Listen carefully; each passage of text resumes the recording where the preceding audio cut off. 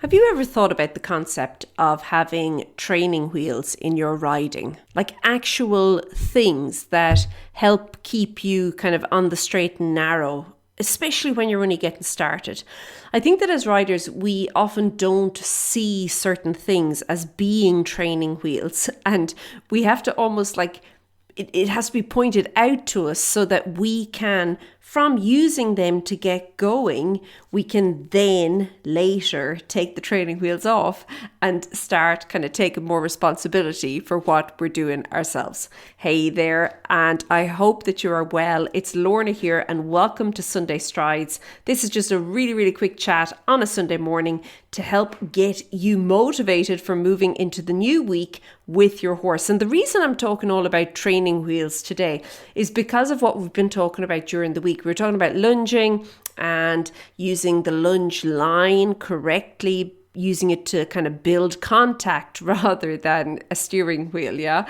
And how in order to do that, very often we can set up training wheels for ourselves, and those training wheels being the boundary of the arena, like creating an actual boundary on our arena that we can work with, and then from there being able to have that training wheel type situation working for us. Now, I do think again that these are really actual important parts of the puzzle when we're initially just getting going, okay? I think that without the training wheels, we can sometimes get a bit stuck, and we actually miss those basics in our riding, that because we don't have those basic foundational pieces in place and we haven't practiced them enough in this sandbox type setting, okay, using all the analogies today, hey, but we haven't practiced them enough in that type of a setting, that because we then, when we want to move on,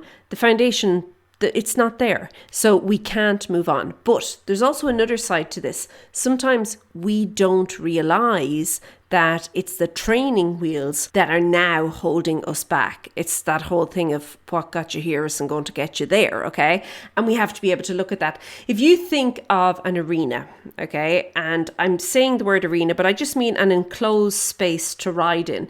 And if you think of, I'm sure, like if you've ever been to a riding school, you've watched beginner lessons, and you will see that when it is beginners or when it's very novice riders, they will spend the majority of the time riding on the quote unquote outside track. And the outside track just means it's the track closest to the boundary of the fence or the arena. Okay, so they're going around and around on the outside track. And then as you then kind of, maybe the lesson shifts, so maybe that lesson is over and another lesson begins, and you can immediately see, hold on, these people seem to know a little bit more. They're a little bit more in control of what they're doing and how they're doing it, because they're not riding on the outside track. It's a bit more freehand. They're doing lots of stuff in maybe the middle of the arena and across the centre, and you'll actually in fact rarely see them on the outside track at all. And that's because they have learned to create a channel using their aids. When a beginner starts off, they kind of struggle a little bit with that, okay? They're on the struggle bus, and the outside track actually helps to just keep them on the straight and narrow. And of course, if you have ever ridden a horse that's not that well schooled, you'll also know that so often with horses like that, the outside track is almost like a magnet. It keeps kind of pulling them to it, okay? And no matter how much you're like, no, we're going to ride in the quarter line, or we're going to ride on like an inside track, so we're going to ride like maybe 3 or 4 meters off of the outside track. We're going to move more in. Your horse, especially if it's young or it's green, it'll keep wanting to kind of pull itself back. It's like, no, let me over to the fence, okay?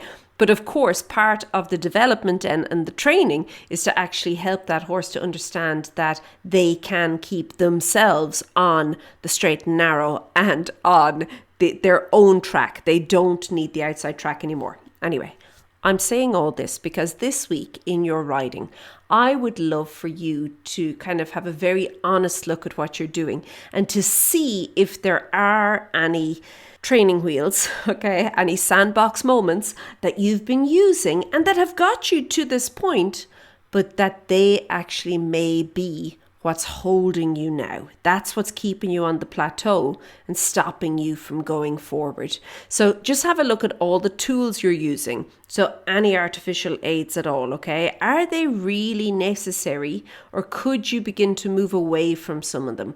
Have a look at the exercises you're riding. Are you beginning to develop your own straightness, your own contact, your own connection, your own funnel or channel for your horse's energy? Are you beginning to are you comfortable with changes when they inevitably will arrive?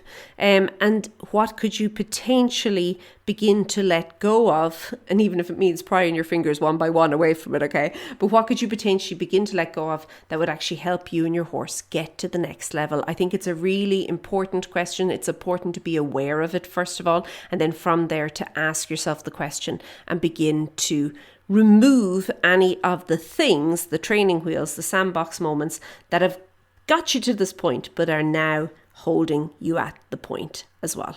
Okay, I'm going to leave it there. Have a fantastic week. Keep well, and I'll chat to you soon. Be good. Bye.